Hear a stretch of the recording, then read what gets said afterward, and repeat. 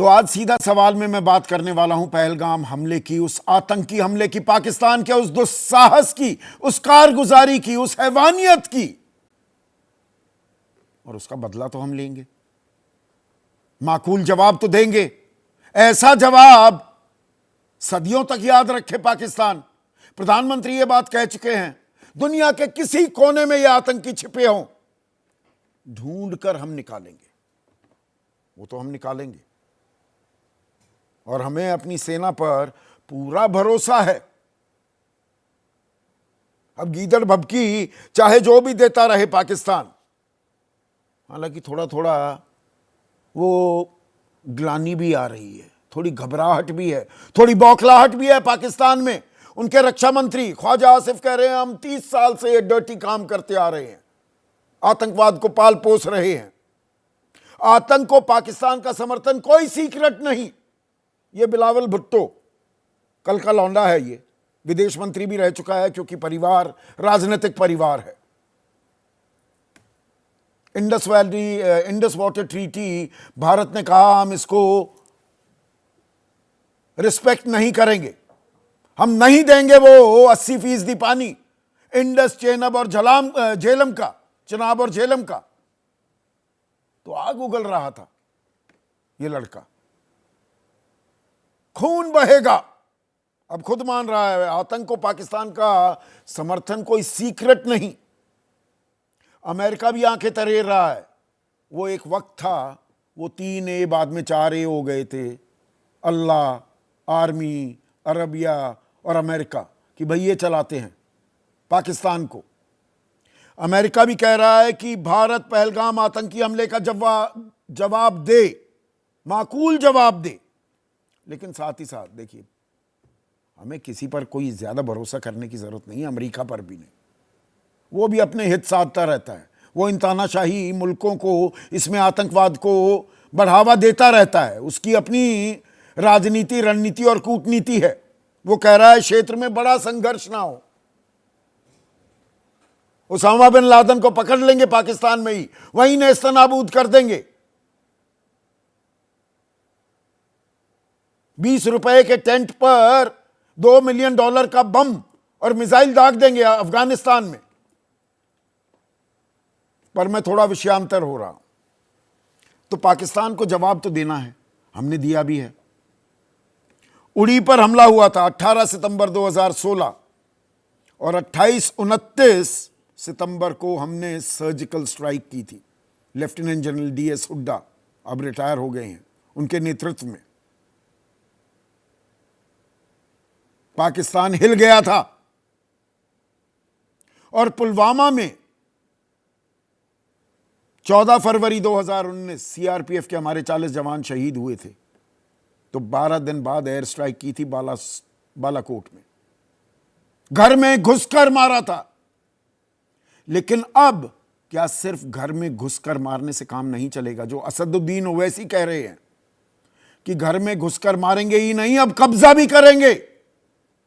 और पाकिस्तान कह रहा है कि 26 अप्रैल को कहा कि हम तो शिमला समझौता, वो 1972 का समझौता हम सस्पेंड कर रहे हैं। उसमें 2 मोटी बातें थी। द्विपक्षीय वार्ता से मसले सुलझाएंगे भारत और पाकिस्तान, पर पाकिस्तान उसे हमेशा उल्लंघन करता रहता है। वो अपना विधवा विलाप लेकर पहुंच जाता है हमेशा संयुक्त राष्ट्र, वहां सवाल उठाता है। और दूसरा, LOC लाइन ऑफ कंट्रोल, नियंत्रण रेखा जो है, उसका उल्लंघन नहीं होगा, रोज कर रहा है और पिछले 10 दिनों से तो लगातार कर रहा है। तो हम क्यों उसे सैक्रोसैंक्ट, इतना पाक पवित्र माने बैठे हैं?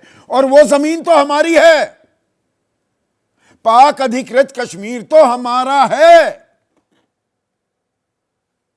तो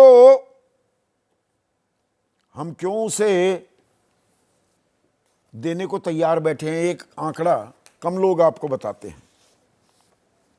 ये पाक अधिकृत कश्मीर का जो इलाका है कुल 78,114 वर्ग किलोमीटर, और इसमें से अब आप देखिए 1963 में 5,180 वर्ग किलोमीटर हमारी जमीन कब्जा किया हुआ, गैर कानूनी कब्जा।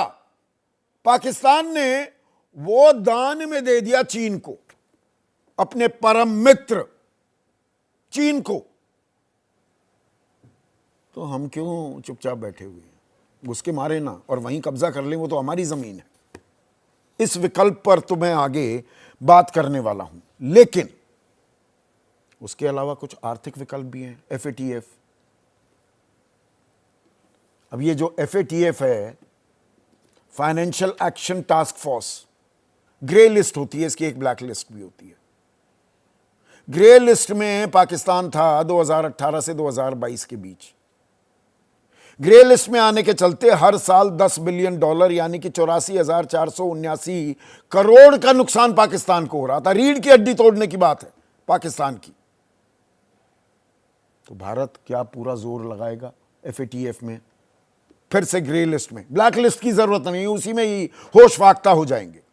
और IMF, इंटरनेशनल मॉनेटरी फंड, ये पैसे देता रहता है पाकिस्तान को। पिछले साल जुलाई में 59,139 करोड़ की एड दी है। ये किस्तों में आती है, रुकवा दीजिए ना।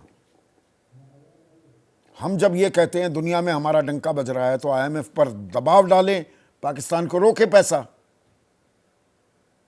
प्याला लेकर तो घूम रहा है, भिखारी वाला हाल है। It's a failed state, make no bones about it. तो उसके कटोरे में भी छेद कर दो। पर इन सब में, और ये तो हम कर देंगे,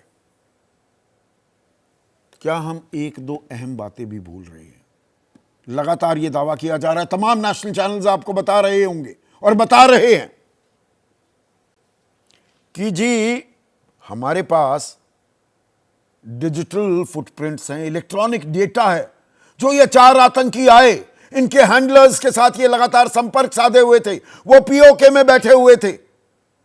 और बैसरन पहलगाम में जहां पर इस आतंकी हमले को अंजाम दिया गया, 100 किलोमीटर दूर है लाइन ऑफ कंट्रोल से।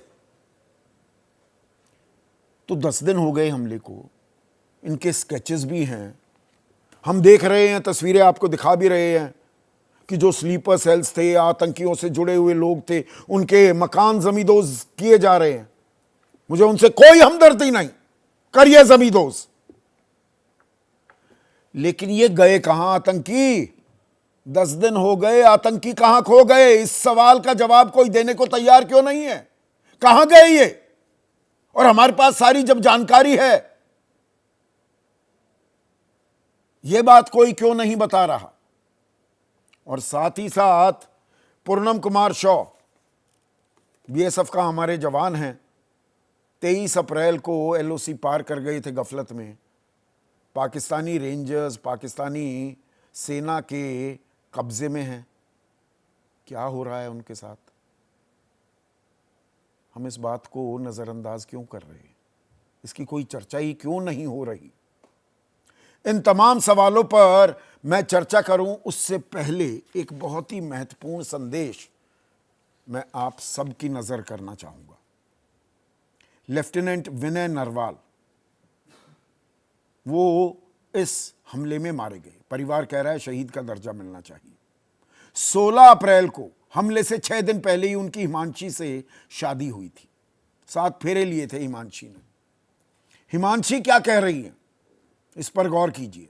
मैं किसी के प्रति कोई नफरत नहीं करती। जो हो रहा है मुसलमानों या कश्मीरियों के खिलाफ लोग जा रहे हैं, हम ऐसा नहीं चाहते। ये घर में बैठे हुए व्हाट्सएप वॉरियर बने हुए हैं ना, और हिंदू मुसलमान कर रहे हैं, जहर बो रहे हैं खामखा का। और यही पाकिस्तान चाहता है, उनके लिए है ये, ध्यान कीजिएगा। हम शांति चाहते हैं, बेशक हम न्याय चाहते हैं।